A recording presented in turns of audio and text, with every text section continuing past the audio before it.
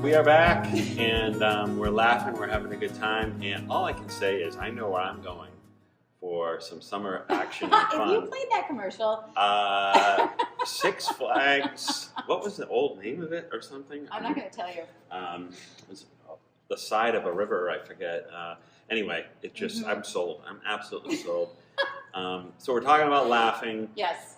The act of it, the medicine, laughter being the best medicine, and it's true. It is. It's the sweetest medicine. Yeah. And, finding humor and levity in our life, it just powers our reset and it helps us heal. And we just realize we seek solutions outside of ourselves all day long. Mm-hmm. And this is right within us. It's right within our reach. And it, again, diffuses conflict. It diffuses anger and difficult emotions. And it helps relationships when you laugh together. And I can give an example of my husband and I think a lot of relationships would probably resonate with this. When my husband and I are in a good mood, obviously we both like to joke. When one or the other person is upset, right, then it's like there's the levity, you're searching for levity, but when you're the mad one, so for example, if I'm mad and my husband's trying to get me to laugh, I can physically feel my body resisting the laugh, right? Because I want to be right. I'm mad. I'm trying to prove my point. Don't derail the argument, diffusing it. It really does diffuse it. And you can feel yourself resist the laugh. This is a moment I'm asking you. Again, it's all about self-reflection. I have a choice in that moment, right? We all do. In those moments, do you let the laugh in? Or do you, and it's like the question is that old phrase, do you want to be right or do you want to be happy? Right. So I could be right, but I miss the opportunity to diffuse, and also laughing together, it helps you forgive. And it provides a buffer for future conflict. Have you ever been so mad and then an opportunity to laugh comes up and you're like, I can't even. Yes, I don't want to laugh because I'm holding that anger. That's what I'm saying. Yeah. So when we've been in arguments, we definitely laugh all day long in a normal situation. Right. So now we're mad and we're going to our reaching for the laugh, and you can feel your body like, I'm not laughing, I don't want to laugh, but you do want to laugh. And it is a choice, and that's my point, is let the laugh in. My wife and I look back, and this is so true, because I know whatever fight we were having was one of the worst. Yeah. I don't recall why. Yeah, it's one of the big ones. Yeah, the nuclear one. My kids were very little. My daughter, who's 26 now, she may have been 9, and then my younger son, we're fighting. She walks in, she's like in like a wedding dress almost, and she has our littlest the baby Chris, who's now 20. So she was. Yeah, so whatever. Yeah, a long time ago. So he's in a blazer, and he's got a Build-A-Bear top hat on, and they were pretending to get married, and he's walking in like this, and we have it on video. In the middle of this big fight. It was so funny that it just took us out of it, and you can't even. No, it's the best. But it's almost like that tension, like if you're across from. You could have ignored it because you were so angry. Khrushchev in the Bay of Pigs or the Russian Cold War, and you can make each other laugh. Yeah. Wars could be averted. Yeah. I mean, even. And it's again, it diffuses conflict. It's so important. And I said, you have to live to laugh and laugh to live. They have done studies that people who laugh more live longer than those who don't. So a sense of humor literally saves your life, but it's also saving your relationships. I want people to be able to find happiness in their everyday life. But it's within their reach. And I was saying, like, we look outside of ourselves. We seek solutions outside of ourselves. But we can take a breath and reset our nervous system.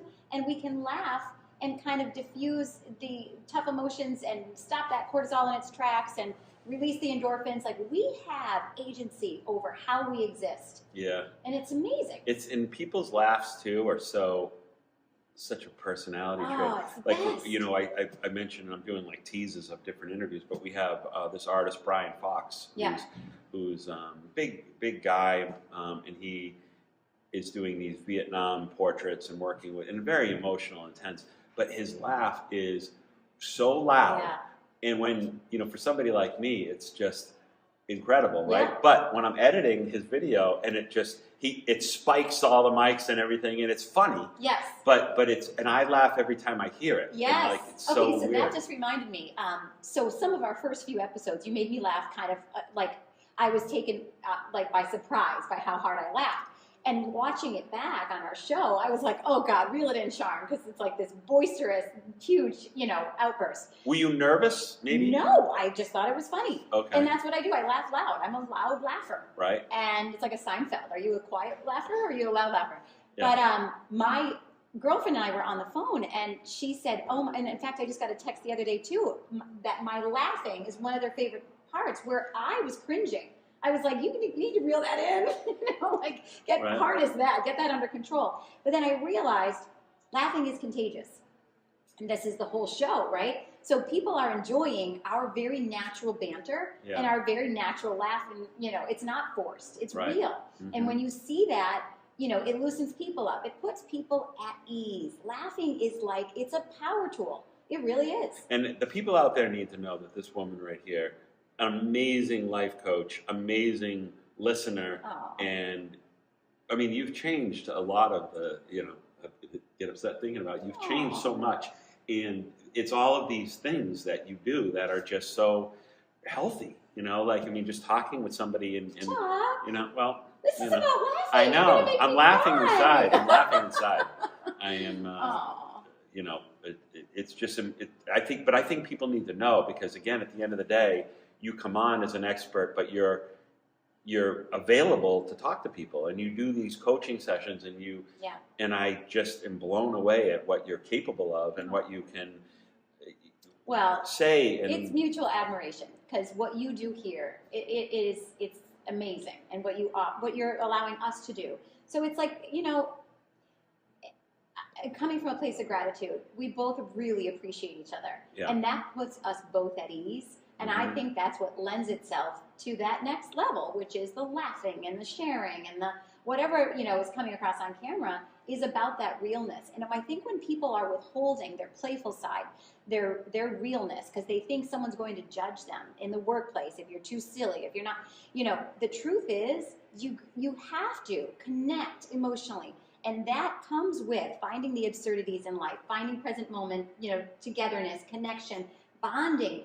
And that's when the good stuff happens. When you're playing by the rules, you're like a little bit of an autopilot. It's not enjoyable. I want people to enjoy their lives on a daily basis. I want them to feel happy. The way laughter and stuff and silliness is interpreted I understand misconstrued. Yeah. And right and wrong times. And I've seen, and I knew somebody who did this, and it was a former business associate who would laugh in nervous situations. If you said, "Oh, one of my best friends passed away," they would smirk almost. Yeah. And I'm like, well, what an awful thing to have to experience. And on the show Everybody Loves Raymond, I think there was an episode where he would laugh at something that you're not supposed to. Not supposed to laugh, I right? mean, of course. And then somebody, that's one of the absurdities of life, though, because nervousness does lend itself to, but then you laugh at that, maybe not in that moment, but like you said, that story where your therapist was, it was a chaotic moment with tux and whatever, and we don't have to go into it, but you didn't almost laugh. have to explain, what's going on? But you didn't laugh in the moment, you laughed in hindsight, right? And so there's that, and then it's storytelling, and our stories connect us. So when you start to understand the puzzle piece about living a better life now, coming home to the life you were supposed to live, feeling at home in your own body, these are the things that happen, right? Yeah. Do you think you're funny? Yeah. I think I am. Do you think I'm funny? I think you're funny. Yeah. I think you're funny. I laugh at you, or with you, I should say. Not at, but I mean, some people just naturally are invoke laughter, because I think that you emit a lot of positive emotions out of people where they can be more relaxed. So laughter naturally comes, as opposed to you being like, okay, I got a bit here, and you're thinking that's for me too. I go, sometimes I think of I said this to my wife last night when we were watching. I'm like, sometimes I feel that I don't make jokes because if I see a person a woman on TV and I want to make a funny joke about her, I don't want to offend my wife. But it's not about me trying to offend her, or even, it's just because the opportunity was there. The joke wrote itself. And it was like, if I was with guys, I'd say it. And I'm like, why can't I be that way with her? Sure, there's a little bit you know about what I knowing mean? your audience. But Of I'm course. trying to, Yeah. and sometimes And you I don't work. want to be the one that's yucking it up all the time, too. Right. I mean, it's a little bit about balance. It's really like, do you have a sense of humor? It's like the beginning of our show when we talked about the wagon without springs. Yeah. Do you have the ability, to bounce and move with ease? Because there's humor. Or Rob Gronkowski, the Patriot, right? Yeah. He was a goofball, but it was okay because he was very good at football. But if he was not good and he was still acting that way, people would say, you're not taking the sport. He was just being himself, but you're not taking it seriously. Like, how can you laugh when you dropped a pass or something? Right. But he always caught it. Yeah. And so, I think, again, it's self-awareness. And, Yeah. having, there's a difference between IQ and EQ. And having intelligence is great, but can you read people? That's your EQ. And so knowing how to read a room and hesitating, like, maybe that joke's not right, that's important. Mhm. I'm not saying to do this all day long, but to not take yourself so seriously. I mean, that's literally the work. Yeah. If you're so buttoned up and you can't, lighten up and, then there's a problem. Right. You should laugh at yourself at the minimum. Yeah. Instead, I don't know how many people when their kids are small go to put, maybe it's just me, but diaper cream on the toothbrush instead of the, maybe that gets Okay. But the point is that, that's absurd. I could get mad or I can laugh. And you don't have to be funny. You don't have to be a comic, but you have to take yourself. I'm so stuck on that. I'm like, should we That call it never happens. DSS? I put On motor mine. oil in my daughter's in her bottle. I mean, everyone does that, right? What do you do? Diaper cream on the okay? Is Gotcha. it white? You're tired? It's just me. I never gave it to them, I swear. I did put my kids in the tub in their socks one time when I Okay. was doing it, and Right. I was like, and they hold me to that. Yes. And so I understand what you're It's saying. like you don't have to be able to write a bit. Right. That's not what I'm saying. That is funny though. It is funny. It didn't even Yeah. mean to be. Here's another example. Again, not intended to be funny, but just is. And maybe that's the best type of humor Yeah. because our human follies. I feel like an old woman when I say follies. Am I the only one that says that? You know what I mean? Yeah, I do. Our fumbles and our missteps and our whatever. Those are funny. I had a friend in high school who had an appendicitis. And in high school, our lunch was 90 cents. And so everyone had a leftover dime. And I thought, really? That says you're old. Yes. That's the That point there, right there. now we know. So, and that's not funny. 90 cents. Yeah. So what I But thought I'm older would than be, you. But anyway, go ahead. I'm yes, sorry. yeah. Stay focused. Distracted. Yeah. Okay. So I sent a clown to my girlfriend to make her laugh after her appendicitis, collecting dimes, right? Because everyone had a dime. And so Yeah. you picture hundreds of kids, and I don't know what the clown cost at the time, but I was kind of funny that I did that. But Chuck, I was so young, I didn't realize. That clowns terrify a lot Well, of people. that, but also you can't even heavy breathe after an appendicitis. You most definitely cannot yeah. laugh. It's all your core muscles. Yeah. You're like, and I sent her a clown. Absurd, Yeah. but so funny. Yes. So this is what I'm saying. Like, I could have been embarrassed. Like, oh my God, I'm so sorry. But that's funny. Well, there's the movie with Robin Williams who played, and it was a true story, played the doctor and he was a clown who worked with kids. Yeah. Oh, yeah. I remember what that was it? movie. Patch Adams. Yes. Yes. And I think that it was not just he was a funny doctor and then the kids got better. Like, it was medically shown that his fooling around with the kids and like making them laugh and like, doing little tricks and being a clown helped them heal. And then the hospital wouldn't accept that as a treatment. It's been in scientific books. Yeah. I'll tell you about it. But you're right. I don't know if is that based on a real movie? Yeah, On a real the story? doctor, Patch Adams, Yeah. the doctor's name isn't Patch Adams. I think that was the character Oh my that gosh, the real doctor would call himself or something like that. That's fascinating. Yeah, 'Cause but it it's was a real thing. It really does. That's Yep. my point, is that you need to laugh to save your life. Like, it Yeah. will extend the years in your life, but it will put life in your years. Right. And so Patch Adams is one example. Another example, I think his name, oh God, I can't pull this out of my brain out of nowhere. Norman something. Cousins. I just pulled it out. Okay, wow. Yeah, Norman Cousins was a guy who did a study on the importance of laughing on your healing. And he was the first to ever say that there could be a correlation, which it seems like obvious now because we know what it's doing physiologically to our bodies, but he was the first to study it. He himself was sick. He had some sort of degenerative disease that was going to lead to paralysis.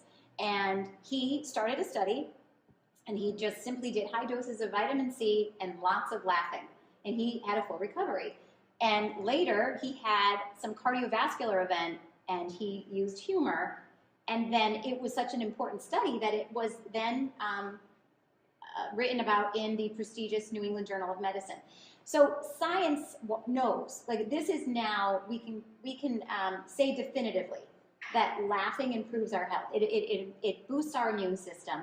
It relaxes us for up to 45 minutes after we've stopped laughing. You talked about, how your ribs hurt and whatever, and what a great feeling. And I told you can even burn 40 calories, if you laugh for 10 minutes. Yeah. But your body stays in a relaxation state up to 45 minutes after you stop. I mean, that's pretty powerful. Right. And there's this quote that, life can get so hopeless that the only usable sword is humor.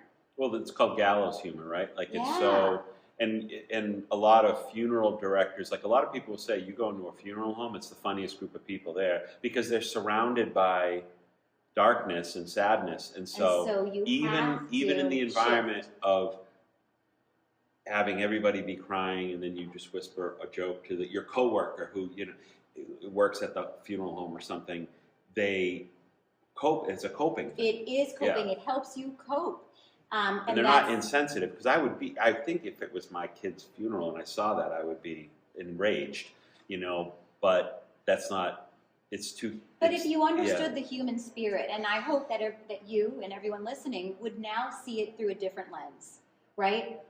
It is what we need in life. Sometimes in a very unfunny situation, a smile or a laugh will go a long way in giving us a little bit of a mental break, like an emotional rest stop from what's too heavy to hold on to. And what's insane about the world right now, 2025, is that all the craziness that's going on is just prime time comedy gold, right? The fact that like everything that's happening, but you can't because you'll enrage half the people and maybe make the other half. But it's almost, and I almost thought of a movie thing with working a lot with comedians of trying to come up with new ways to use that talent to help other people or to entertain, whatever. Mm-hmm. And it was comedians in 2025 could be the Avengers or superheroes of tomorrow because they can ease the tension. I don't disagree with that. They can, release the brake on life. And when sense of humor went away, because it has in a lot of ways, life gets serious, right? In situations that just warrant a joke. And again, people get in fight or flight, and so they're fighting through life. They're fighting and they're surviving, right? But I want people to feel like they're enjoying their life and living their life, not surviving their life. Yeah. And so it's a choice. Yeah, you can fight all day long, or you can choose to smile. Start with gratitude, because maybe that's where you have to start. Fake a smile if that's your next step. And if, you're getting that same effect. Take ecstasy or Molly, right? No. Oh, no, and can we talk about this? No. Okay. My kids think you're a drug user. Why? Because I've bought drugs from them? Is that why they know that, Sharmin? No. Did they have chemicals on their toothbrushes as kids, and they didn't have the proper development? There it is. There it is. They worry about you, Chuck, because what was the reference? I don't remember what it was. Heroin. I must have said. There's something. I know. I do. I go there. There was something, and I was like, nope, these just a comic, and these are that's. Like they really thought I was a drug user. Well, I had to make sure they knew. If I was, okay. What are the kids' names? Rose, Ava, and Anna. Yeah. Okay, look at me. I'm not. I'm not a drug user. Yeah, I would intervene. This would be an intervention if you were. But I'm a drug distributor. Which, by the way, your dad also working in his profession, right? He was a pharmaceutical back in the day. Okay, So the point is, we're laughing. Sure. So there's humor everywhere, right? We have that muscle really well developed, and I do think I'm funny, by the way. Very. I do think you're funny, but I wonder when people sometimes when people think they're funny, they're not as funny. Yeah. When they're just naturally funny, they don't think of it. They just okay, I gotta be funny. Well, what's interesting, Chuck? Truthfully, if we're talking about personalities, in my life, people who know me from my world, I don't life coach at coffee with them. like, I am not that version. In fact, a lot of people are hearing how I coach for the first time because we have video. I had my radio show, but this is like a 3D experience where they're really seeing us kind of like go through some things. This is not how I would banter with girlfriends. So it's like a different part of your brain. I've always said that. I say too, when we've had this conversation, that this is a TV show, not a podcast. Yeah. And when we first met and I listened to your show, it was hard for me because it was a different message, because seeing you and talking was a whole different experience than just hearing your voice on the radio. Weird. I know, it's almost like it humanizes the voice. You can make assumptions about a voice, but when you see a person, then you have more data, and you're like, it's a more informed perception. Right. Yeah, I agree. Yeah. I agree. So it was, and I think that you do have, not that you're funny looking at all, but I mean, your laugh, you like to see somebody laugh, and like when they do what they do, like it's, if somebody is laughing like on the radio, you wouldn't know. Especially those silent laughers. And so, and it's interesting that, like, I was watching Conan O'Brien, who has a podcast, but it's also on video. Yeah. And he has a woman there who has got the funniest loud cackle, but it's almost like that's his side. He needs that. Because it's not somebody who just thinks he's funny and laughs and goes, that was funny. Like, it's what I said in the first half. That is why they use laugh tracks on TV shows. Yeah. That laugh makes you laugh, and it not inhibits, promotes your own laughter. So this is the stuff. I mean, this is good stuff. Yeah, the other thing that happens is when life is difficult and there aren't readily available subjects to make us laugh, right? And you're not putting diaper cream on your toothbrush, then you have to look for people in your inner circle that are lighter. It's like, if you can't find the motivation to laugh, hopefully there are some people around you that are going to put that smile on your face. Or, so kind of take inventory of not just your own thoughts. I always say, look at your dominant thoughts, and if they're heavy, shift them a little bit. But you got to let the laugh in, and if it's not coming from here, then you got to let somebody else make you laugh. Yeah. You got to be willing. Well, this was a great show. Yeah. And, I had a great time, and laughter does help. It does. Thank Can you I so end much. it with a joke? Yes. I think I should, right? Yeah. Okay. Guess how a Zen... Why are you already laughing? I'm not laughing. I'm actually upset. Because when a joke is presented, here's a joke. Now the expectation is I have to laugh no matter what. I didn't say and I was that funny. It's going to be hard. I just said I go was ahead. a little funny. Let's try it. Here we go. Okay, so tell me how... You should have just did the joke without telling me it was a joke. Guess how a Zen Buddhist orders a hot dog at a hot dog stand. Go ahead. Give me... No. Oh, man. Okay, hold on. Can we start over? Please, can we start over? No. Okay, tell the joke. Okay. You can't put this A Zen whole thing on there. Oh, it's going to go on. No. Trust me. He said... No, my friends are going to laugh so hard. I'm terrible at jokes. Make me... You have to edit this. Yeah, I'm going to edit this. He says, make me one with everything. You get it? We'll see you next week. Thanks for joining us on the program. Oh, okay. All right. Go home and laugh. Yeah. Are we done? Yeah, that was good. Okay. Good job. That was a good way to end it, I thought. Can we edit somehow? No, that is you not. cannot leave the That whole is thing funny. in there. Yes, that was good. Oh my God. That was perfect.